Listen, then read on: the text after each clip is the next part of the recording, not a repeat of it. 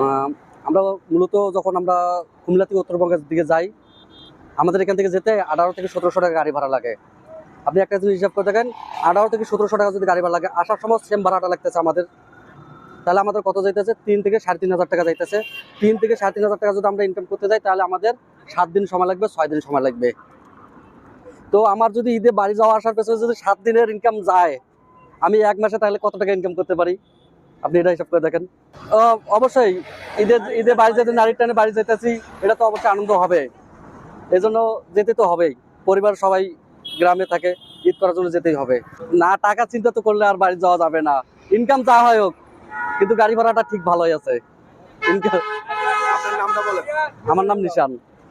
বাড়ি? বাড়ি রংপুরে, রংপুর জলঢাকা। Thank you. আগে ভাড়া আসলো 700 800, এখন চাচ্ছে 1200 1400 এরকম চাচ্ছে। ঠিক আছে, আগে তো আমরা 700 800 এরকম করে যাইতাম।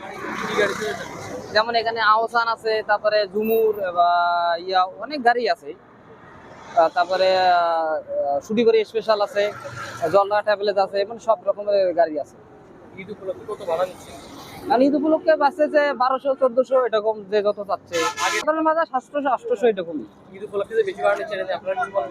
মানে আমি বাড়িতে যাইতে হবে, মানে বাড়িতে যাইতে হবে আমাদের। বাড়ির এর মধ্যে কি করবো? ঈদ উপলক্ষে ভাড়া 1200 1300 এরকমই তো হয় প্রতিবারে হয়।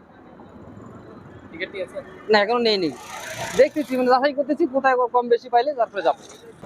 এখন বর্তমান ঈদের সময় যারা কুমিল্লা থেকে রংপুরে যাবে, তারা মিনিমাম 1500 বা 2000 টাকা এরকম ভাড়া দিয়ে যায়। কিন্তু যখন আসে তখন তারা 700 800 এরকম টাকা দিয়ে আসে। যাওয়া আসা ধরেন যারা রাজমিস্ত্রি কাজ করে তারা তো 600 টাকা বেতন পায়, ধরেন 6 হাজারে যায়।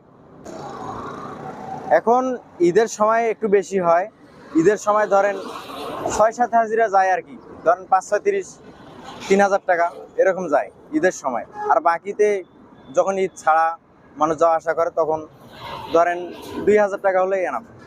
ভাই এটা এখন তো হাসি মুখে মানুষ যাবেই, কারণ ঈদের সময় বাবা মা সবার ফ্যামিলি আছে, যা একটু কোরবানির